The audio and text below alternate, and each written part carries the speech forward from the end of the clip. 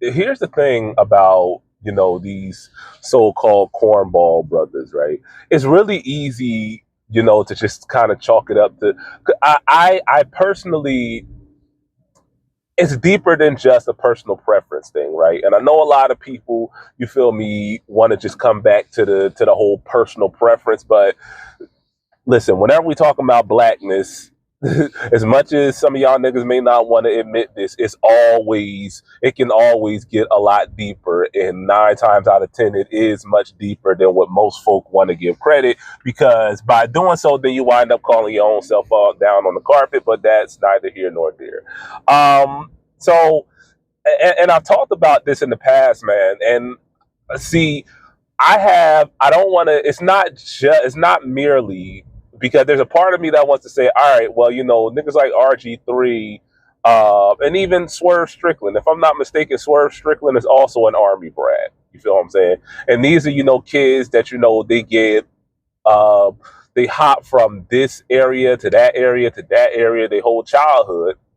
You understand what I'm saying? So they don't really get a chance to socialize, to be socialized, rather, aside from what other Army kids. You feel what I'm saying? They don't really get the opportunity, you feel me, to move in a pack of 3 or more Negroes at one time. So they really don't know the ins and outs of, Negrodom. You feel me? So they do have a tendency to develop these sort of fly in the middle. Their relationship with their blackness a lot of times is tangential at best, and that's not a knock. That's just a shade. That's just a product of, you feel me, the way that some folk get socialized. Now, understand something. I'm not saying that there's anything inherently wrong with, you feel me, black men being attracted to white women, or vice versa. But what I am saying is that a lot of times, specifically in this case, RG3, I think, is a textbook example of when, you feel me, a preference is less a preference than it is the fetishization of a concept. Y'all understand what I'm saying? These are the type of niggas that they fall in love with the idea of what white women are supposed to represent in terms of femininity, right? And I've talked about this in the past, is that, white and black femininity, they exist like as polar opposites according to, you feel me, the society that we live in. Black women, you feel me, are difficult. They're, combative. They're inherently hypersexual and promiscuous and all that, whatever and whatnot. Whereas white women, you feel me, they are naive. You dig what I'm saying? They are, for lack of better phrasing, weak. You feel me? They are the damsels in distress. They are gentle. They are, in the terms of, any of y'all have ever read the Bible have heard this phrase, the weaker vessel. You understand what I'm saying? And I kind of talked about this with the you videos, that you got a lot of folk out here, and this is the problem with the way that, we talk about racism, that we talk about, homophobia, that we talk about, misogyny or whatever. Things always exist, you feel me, as the most negative of the extremes, right? It's, oh, well, I don't hate women, therefore I can't be a misogynist. I don't hate black people, therefore I can't be racist. I don't hate gay people. How can you call me a homophobe when I don't hate the gays? You feel me? I got plenty of, matter of fact, my hairdresser is a gay man. You dig what I'm saying? But then on the other side of that, on the other side of hostility, you got fetishization. And that's when you become infatuated with what somebody represents as opposed to the person themselves. You feel me? I talked about this in the Trap Lord Ross videos, that you got a lot of folk who, when they see a black man walking down the street, the first thing they see is black, not man. You understand what I'm saying?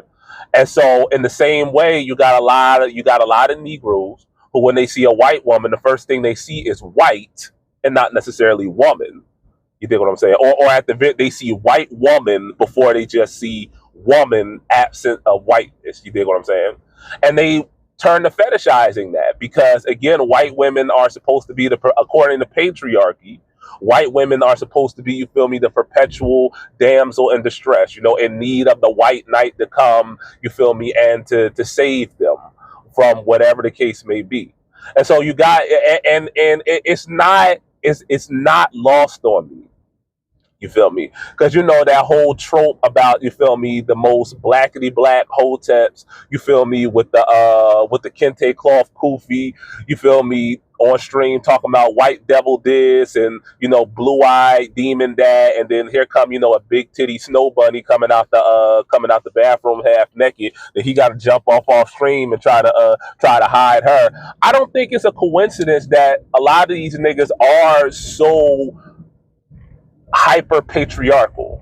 You understand what I'm saying? In their mind, because again, if you know any hoteps, that there is a place that women are supposed to have in society, and there is a place that men are supposed to have, specifically a place that is above the woman. You dig what I'm saying? And the popular depiction and or the popular understanding of black femininity is that black women, for one reason or another, whether it's, you know, just their nature or whether it's a result of socialization, that black women are just incapable of submission. You understand what I'm saying? Now, understand, I'm not saying y'all already know what type of time I'm on with all of that. It's all bullshit. You understand the whole submission thing, but I'm just trying to get y'all to understand the way that a lot of these niggas' minds work. You understand what I'm saying? Is that a woman is supposed to be inherently submissive to my masculinity. You think what I'm saying? And if you are not, then that means it's something wrong, which is something wrong with your femininity is not the ideal form of femininity. You understand what I'm saying? And again, that doesn't necessarily mean that this is true, because I've known plenty of white Johns over my life that, you feel me, will give you just as much hell. You understand what I'm saying? But the perception, you think what I'm saying? The perception, the way that society understands white femininity. This is the reason why, and I've said this so many times in the past, why in my personal experience now, again, this is all anecdotal, but in my personal experience, it tends to be a little more intensive.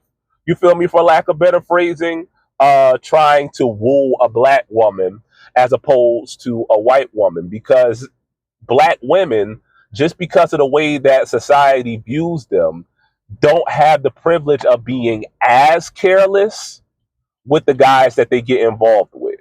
You understand what I'm saying? Especially the more life experience that you have, or especially the environment that you come from. You dig? Because the police ain't coming to play white knight to no black woman. They ain't coming to play white knight to no black John. You understand what I'm saying? Whereas a white woman has literally an entire an entire society, especially if you are a non-white man. She has an entire society, you feel me, willing to play white knight if and when things go sideways. So she don't have to have that in the back of her mind. And so as a result, you feel me, it does, black women aren't as what's the word I'm looking for?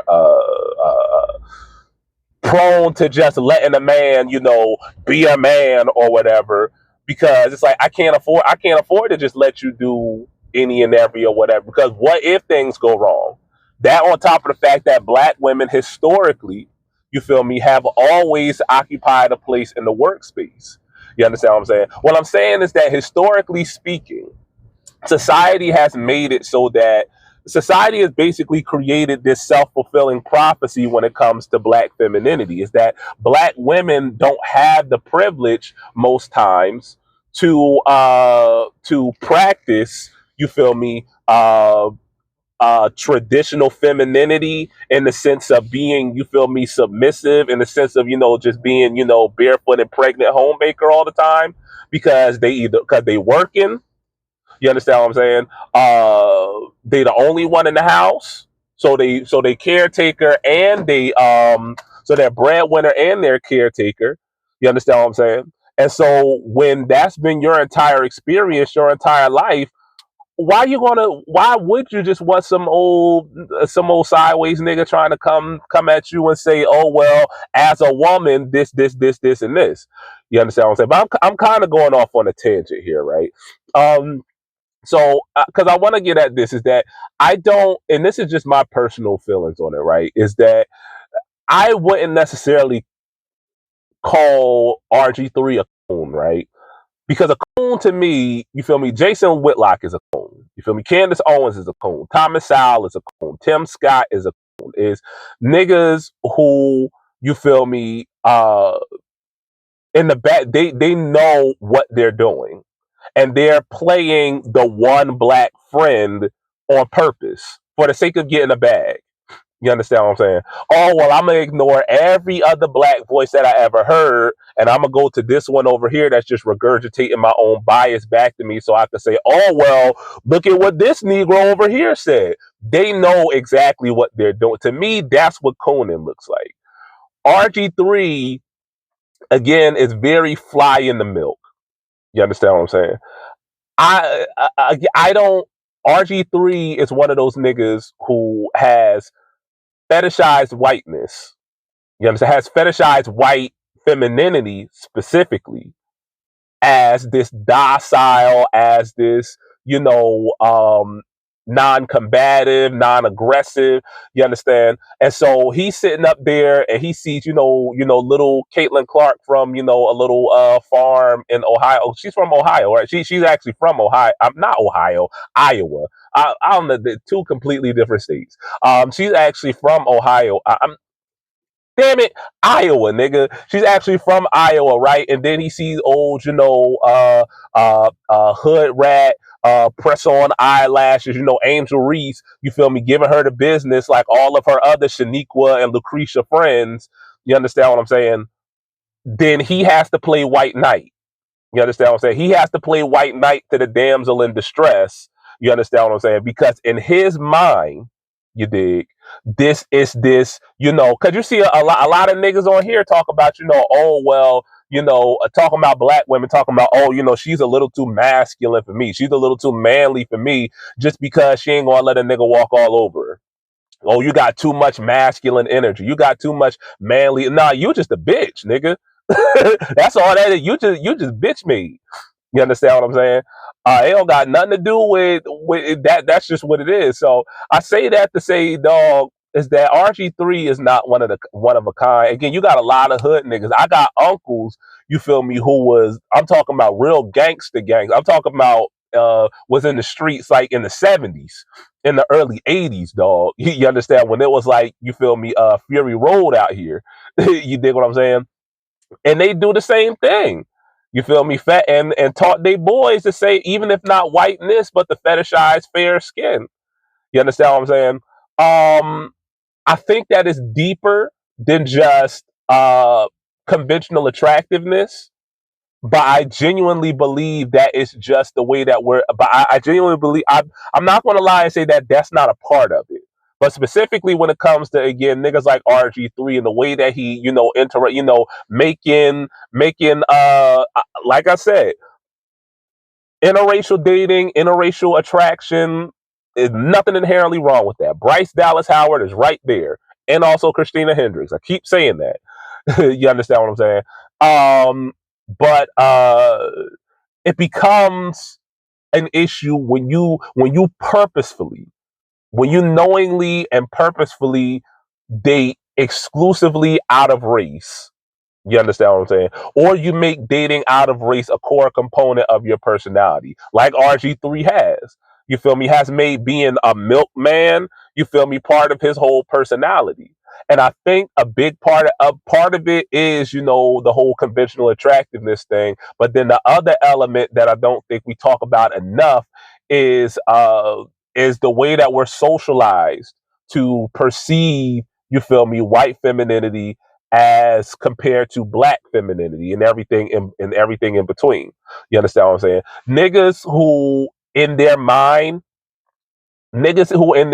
adhere to some form of a patriarchal hierarchy, and or as far as the social order, are more apt to gravitate toward white women because of the way that they have been taught, because of what they have been taught in regards to white femininity.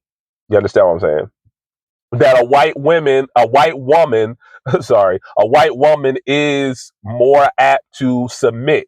You dig what I'm saying? Because again, that's what patriarchy teaches us. You feel me? So Yeah, there go your joint for the week. I'm yeah. Deuces.